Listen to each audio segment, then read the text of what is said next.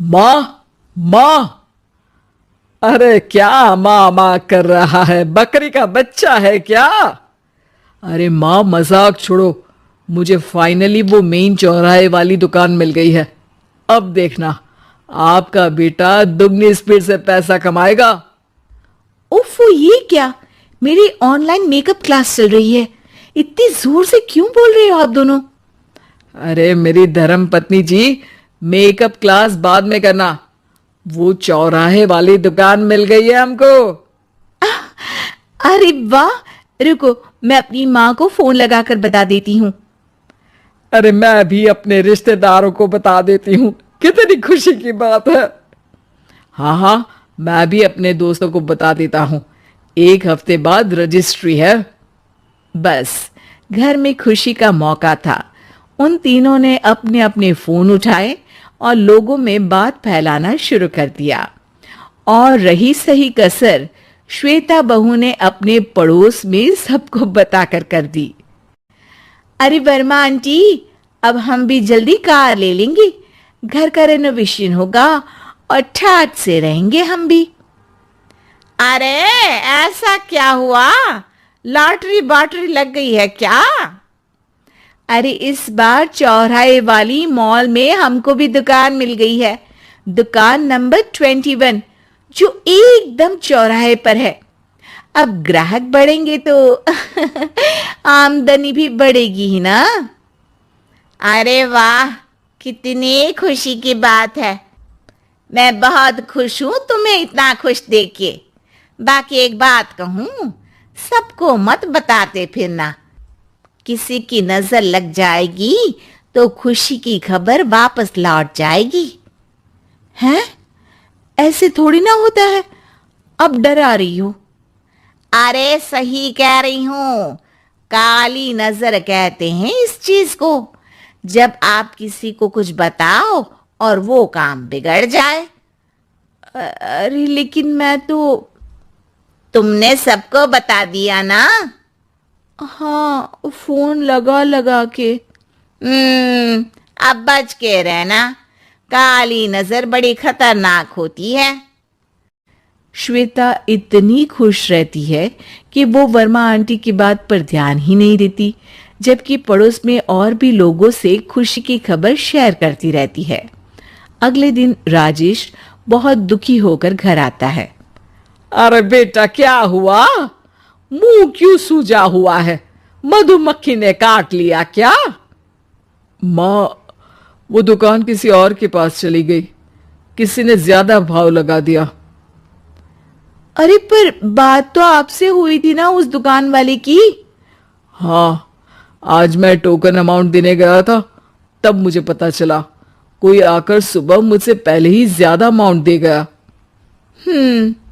काली नजर। क्या कहा? वर्मा आंटी ने समझाया था कि किसी को बताना मत, वरना काली नजर लग जाएगी। अच्छा, तुम्हें उनकी बात मान लेनी चाहिए थी। उनकी बात मान लेती, लेकिन उसके पहले ही सबको बता चुके थे ना हम तीनों। अरे अगली बार से ध्यान रखेंगे। कोई भी नई चीज होगी तो किसी को नहीं बताएंगे। तीनों कुछ दिन ऐसे ही रहते हैं, पर एक दिन श्वेता को एक मेल आता है। राजेश, मेरा ऑनलाइन मेकअप कोर्स कंप्लीट हो गया। अब मैं खुद का पार्लर खोल सकती हूँ। अरे वाह, अपने मोहल्ले में ही खोलते हैं? ये जो घर के सामने दुकान है ना, वहीं? हाँ, यहाँ सस्ती भी मिल जाएगी। अगले दिन श्वेता वर्मा आंटी के पास जाती है, मिठाई का डब्बा लेकर। अरे आओ आओ, कैसे आना हुआ? जोर से नहीं बोलूंगी। वो सामने वाली दुकान है ना, वहां मैं अपनी पार्लर की दुकान खोलने वाली हूँ, उसकी मिठाई है। अरे वाह, बहुत बधाई हो तुमको। हाँ, मैं कमाने लगूंगी तो राजेश पर पूरे घर का बोझ नहीं रहेगा ना आंटी जी। ये तो है। पर ये बता कि तूने ये बात किसी और को तो नहीं बताई ना? अरे नहीं, पिछली बार गलती कर दी थी। काली नजर लगी किसी की और राजेश के हाथ से वो दुकान चली गई थी। सबको मत बताना। चलो मैं चलती हूँ, कल दुकान की बात करने भी तो जाना है। अगले दिन श्वेता दुकान के लिए मालिक से बात करने जाती है। अरे लेकिन दुकान तो हम कल रात को ही किसी को दे चुके हैं। कल ही? हाँ कल ही। 2 दिन बाद कोई यहाँ पार्लर भी खोल लेगा। अब कहीं और दुकान देख लीजिए। अरे पर हमको भी तो पार्लर ही खोलना था।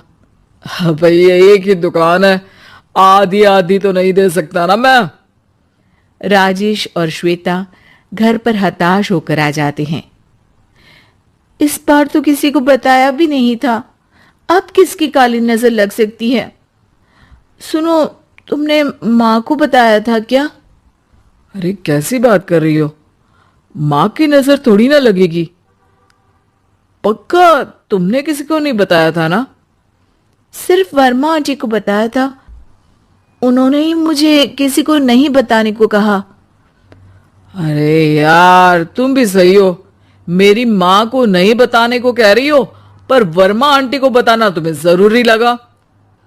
अरे वर्मा आंटी ने ही तो काली नजर के बारे में बताया था ना, वो हमेशा हमारा भला ही तो चाहती है। मेरी माँ भी हमारा भला ही चाहती है। अरे पर चिल्ला क्यों रहे हो, बात नहीं कर सकते क्या आराम से? नहीं आता वो आराम से बात करना, और करना भी नहीं चाहता हूं मैं। दुकान जाने का दुख गुस्से में बदल गया था और राजेश और श्वेता में बात बंद हो गई थी। 2 दिन बाद मोहल्ले में पार्लर का इनॉग्रेशन हुआ, जिसमें मोहल्ले के सभी लोगों को बुलाया गया, पर श्वेता, राजेश और मां नहीं जाते। मां अंदर आ जाओ, क्या देख रही हो? अरे नया पार्लर देख रही हूं अपने आंगन से। देखो, माँ को दूसरे का सुख देखने में कितना मजा आ रहा है, मेरा दुख नहीं दिख रहा इन्हें। यह मेरा पार्लर भी तो हो सकता था। अरे चुप रहो यार, हर बात में लड़ाई क्यों ढूंढ रही हो? राजेश और श्वेता फिर बहस करने लगते थे। तभी माँ ने दोनों को बाहर बुलाया। अरे जरा देखो तो दुकान चलाने वाले का बोर्ड पर नाम क्या लिखा है? श्रुति वर्मा। गाड़ी निकाले बेटा, हमें कहीं जाना है। काली नजर का इलाज कराने? राजेश अपनी बाइक निकालता है। तीनों ट्रिपलिंग कर रहे हैं। माँ राजेश को उस मॉल वाली दुकान पर लेकर जाती है जहां राजेश अपनी दुकान खोलने वाला था। यही दुकान लेना चाहता था ना तू? हाँ, पर इनको भी दुखी करने लेकर आई हो क्या यहाँ पर दुकान दिखाकर? वहां काफी नहीं था? अरे श्वेता थोड़ा सब्र रख, अभी पता चलेगा कि हम यहाँ क्यों आए हैं। बता, इस दुकान चलाने वाले का नाम क्या है? अनुपम वर्मा। कुछ समझ में आया? वो दुकान वाली श्रुति वर्मा, ये दुकान वाला अनुपम वर्मा, और हमारे पड़ोस में हमने उस दुकानों के बारे में बताया किसको था? अब वर्मा आंटी को। मतलब वर्मा आंटी ही हमारा काम बिगाड़ रही है? नहीं नहीं, ऐसा नहीं हो सकता, ये बस इत्तेफाक है।